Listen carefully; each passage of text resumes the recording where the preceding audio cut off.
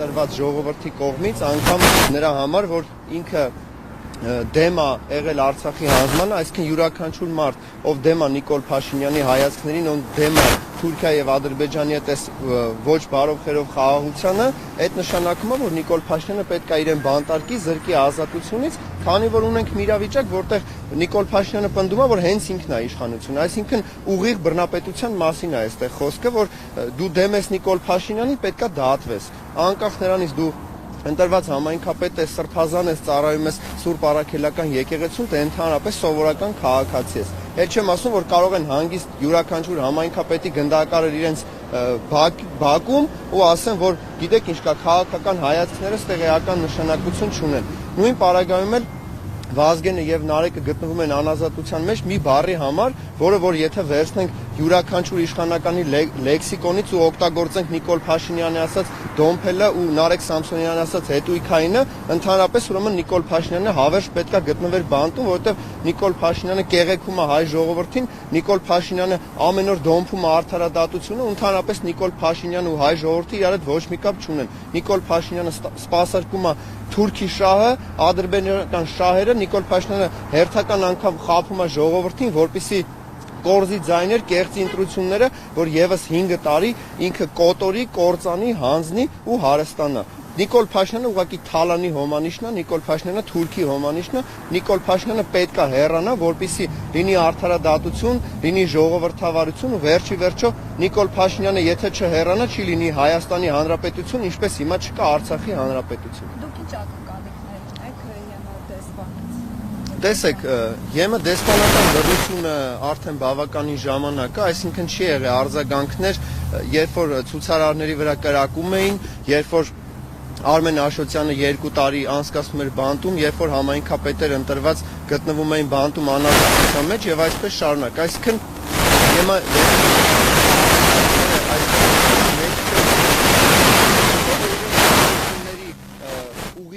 աջակցությամբ են նաև լիքը գործեր առաջ տանում ու վերջի վերջո այն լրացումը Փաշինյանի իշխանության ժամանակ ինչա կատարվում ուղիղ նրա մասին է, որ Նիկոլ Փաշինյանը հետ իրենք հաշտ են, Նիկոլ Փաշինյանը հետ իրենք համերգում են ու որ իրենք մեղավոր չեն, իրենք չեն իմացել, իրենք չեն տեսել, իրենք չեն հասկացել ինչա կատարվում եւ այսպես շարունակ։ Այսինքն հենց դինի իշխանափոխություն բնականաբար ԵՄ դեսպանությունը ավելի արագ կարձագանքի Մինչև Նիկոլ Փաշինյանի իշխանության գալը ԵՄ դեսպանատունը արձագանքում էր յուրաքանչյուր քաղաքացու, որ թևից մի փոքր ավել քաշում էին։ Իսկ այսօր 13 հատ կրակում են ցուցարարների վրա սրբազան պայքարի ժամանակ, 3 անգամ կրակում են ցուցարարների վրա հենց վերևի խաշմերուկում ու ընդհանրապես լռություն է։ Մեկը ձեռքն է կորցրել, մեկը մեջքից վիրավորվել է եւ այսպես շարունակ ԵՄ դեսպանատունը լռում է, ասում է դե ժողովրդավարություն է։ Դրա ժողովրդավարությունը ո՞րն է։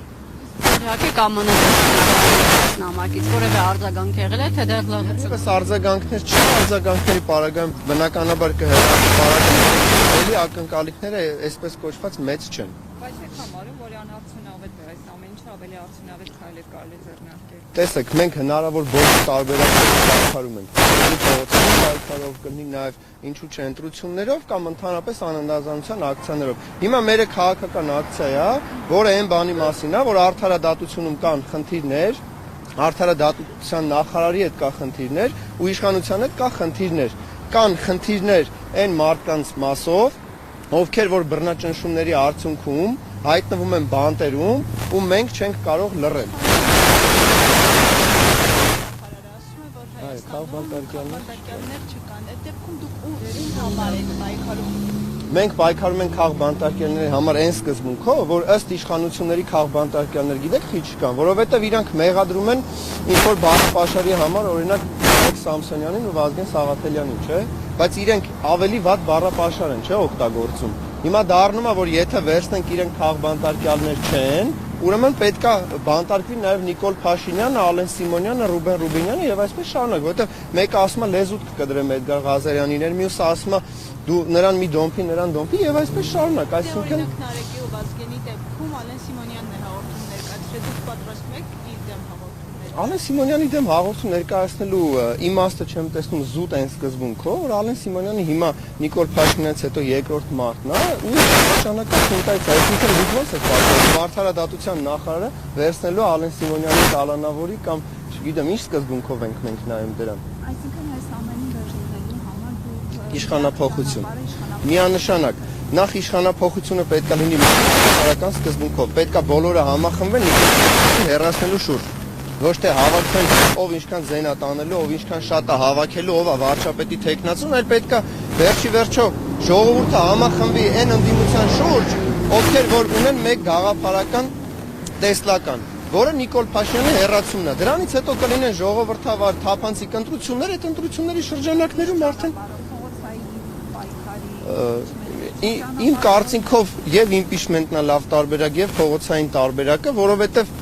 փողոցով եկած Նիկոլ Փաշինյանը բոլոր տարբերակներին տիրապետում է, բայց եթե լինի համախմբում, համաժողովրդական շարժում, ինչու՞ չէ նաեւ ճնշումներ, որպեսզի լինի իմպիչմենտ, հաշվի առնելով, որ քվորում 3 չեն կարողանում ապահովել, այսինքն բնականաբար խժդժոցներ կան նաեւ իշխանական պատգամավորների հետ կապված։ Պետք է ուղղակի ճիշտ աշխատել, թիրախային աշխատել ու ժողովրդի հետ ճիշտ թիրախավորված աշխատել, համախմբել ուղիղ մեկ գաղափարի շուրջ, ոչ թե ասել մենք ավելի լավն ենք, եթե մենք անք ավելի լավը կլինի, այլ պետք է այն գաղափարը լինի, որ հեռացնենք Նիկոլ Փաշինյանին, հետո ավելի լավ կլինի, հետո կլինի խաղաղություն, հետո կլինի ավելի լավ ծրագրեր, հետո ժողովուրդը ավելի լավ կապրի ու վերջի վերջո չեն լինի բռնաճնշումներ ու տուգանքի մատերիալ չեն դառնա հայ ժողովուրդը ընդհանրապես։